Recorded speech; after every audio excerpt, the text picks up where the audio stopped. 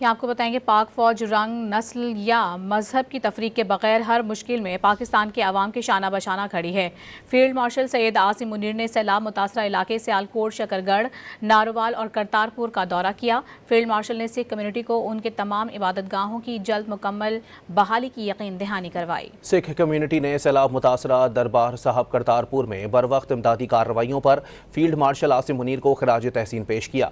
Sikh community ने field marshal Asim Munir के करतारपुर दौरे और बर वक्त इमदादी कार्रवाइयों को भरपूर अल्फाज में सराहा। सिख रहनुमा रमेश सिंह ने कहा कि पाकिस्तान सिखों की धरती और जान है। पाकिस्तान और सिखों का रिश्ता हमेशा कायम व दायम रहेगा। पाक फौज के जवान आखिरी शख्स की बाहिफाजत मुंतकिली तक खड़े रहे। फील्ड मार्शल आसिम मुनीर के सिख कम्युनिटी के साथ बैठने से पूरी दुनिया के सिखों का सर फख्र से बुलंद हो गया है।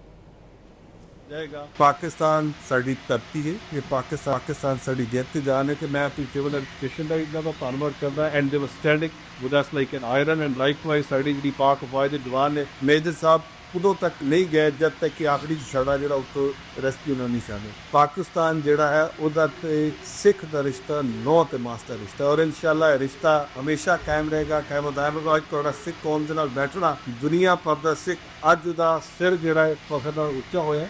अज जिस टाइम पैगाम दुनिया भर में जाएगा कि फील्ड मार्शल साहब खुद तशरीफ लाए, सिख कौम के नाल बैठे, करतारपुर साहब आएंगे तो साडा माण होर वधेगा। दुनिया का सिख जोड़ा पाकिस्तान आके कहता है जो पाकिस्तान आते हैं उन्होंने एक भेजे देते कि Pakistan is not safe for the minority, लेकिन वो जी संगत वापस जाती है जो प्यार लैके जाती है तो उन्होंने अखा च हंझू होंगे। प्यार अंदरों जान लगे उन्होंने मुख इको गल होती है कि दिल नहीं करता है पाकिस्तान छड़ के जाइए जिन्ना प्यार मिले।